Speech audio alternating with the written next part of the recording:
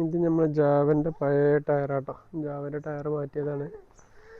അപ്പോൾ അത് ഒന്ന് ചെറിയൊരു അക്വറി ആയിക്കൊണ്ട് കുട്ടിയൊക്കെ സെറ്റാക്കി കൊടുക്കാനുള്ള പരിപാടിയാണ്. ചളിയൊക്കെ ഉണ്ടായി അപ്പോൾ ഒന്ന് കഴുകിയിട്ടൊന്ന് സെറ്റാക്കി കൊടുക്കാനുള്ള പരിപാടിയിലാട്ടോ. അതുകൊണ്ട് ആദ്യം ടയർ നല്ല വൃത്തിയാക്കി കഴുകി എടുക്കണം കേട്ടോ.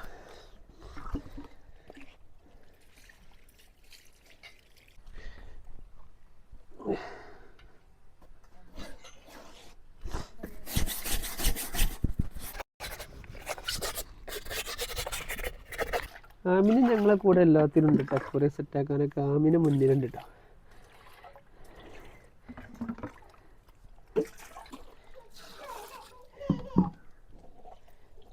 ഇത് കാണുമ്പോൾ നമ്മളത് ഭംഗി തോന്നാനാണ്.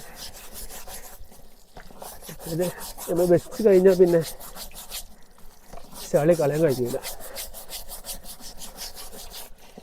ഇതിൻ്റെ വെള്ളമൊക്കെ തുടച്ചെടുക്കുക കേട്ടോ. ചളി വെള്ളമൊക്കെ തുടച്ച് നല്ല ക്ലീനാണ് സെറ്റായിട്ട് എടുക്കുക. കുറേ വെക്കാളൊക്കെ നമ്മൾ സെറ്റാക്കണം.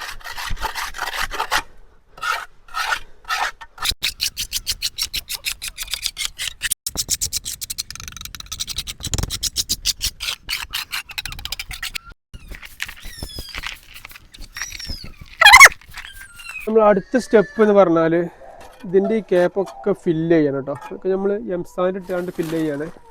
എംസാൻഡ് ഇവിടെ തന്നെ ഉണ്ട്, അതുകൊണ്ട് വലിയ കുഴപ്പമില്ല.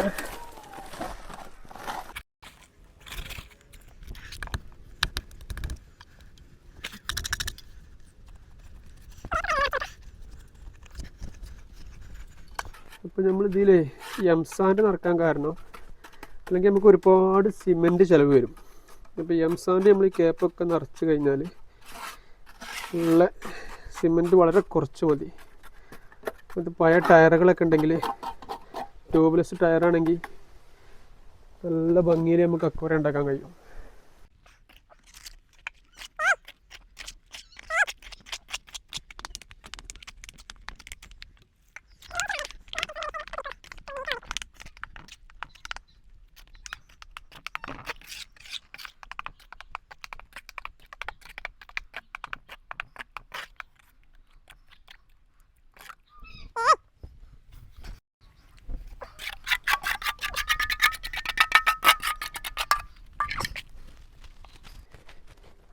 കുറച്ച് നമ്മൾ ടയറിൻ്റെ പക്കത്തേക്ക് കയറ്റിട്ട് കൊടുക്കണം കേട്ടോ. നമ്മൾ അതിനുള്ളൊരു സിമെൻറ്റും പാടും നമ്മൾ കാണണം.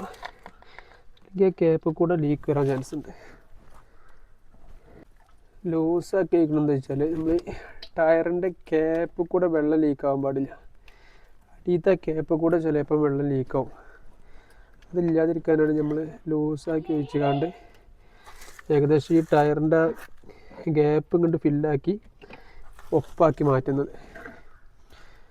അപ്പോൾ എന്താ വെച്ചാൽ ആ ഗ്യാപ്പിലൂടെ വെള്ളം ലീക്കായി പോകില്ല. ഏകദേശം ഒരു 10 മിനിറ്റ് കൊണ്ട് നമ്മൾ ജാവൻ്റെ ടയർ കൊണ്ടുള്ള അക്വേറിയത്തിൻ്റെ പണി മുഴുവനായിട്ടുണ്ട്. ആകെ നമുക്ക് വന്നിട്ടുള്ളത് 2 കിലോ സിമെൻറ്റിൻ്റെ ചിലവ് മാത്രമാണ്. പിന്നെ ഇനി വരാൻ പോകുന്നത് ഒരു പെയിൻറ്റിൻ്റെ ചിലവും. വീട്ടിൽ ഒരുപാട് തരം ഗപ്പികളൊക്കെ ഉണ്ടെങ്കിൽ ഓരോ തരം ഗപ്പികളെ ഓരോ ഇതിലാക്കണമെന്നുണ്ടെങ്കിൽ ഉൾപ്പോയങ്ങളാണ് ഇതൊക്കെ. അപ്പോൾ സെറ്റ്. അതാണ് ഞാൻ അടുത്ത വീഡിയോസിൽ ഇതിൻ്റെ മുഴുവൻ പണി കഴിഞ്ഞിട്ട് പെയിൻ്റൊക്കെ അടിച്ച് ഗപ്പികൾ ഇട്ടിട്ടുള്ളൊരു വീഡിയോ ഉണ്ട്. അതുവരെ വെയിറ്റിംഗ്.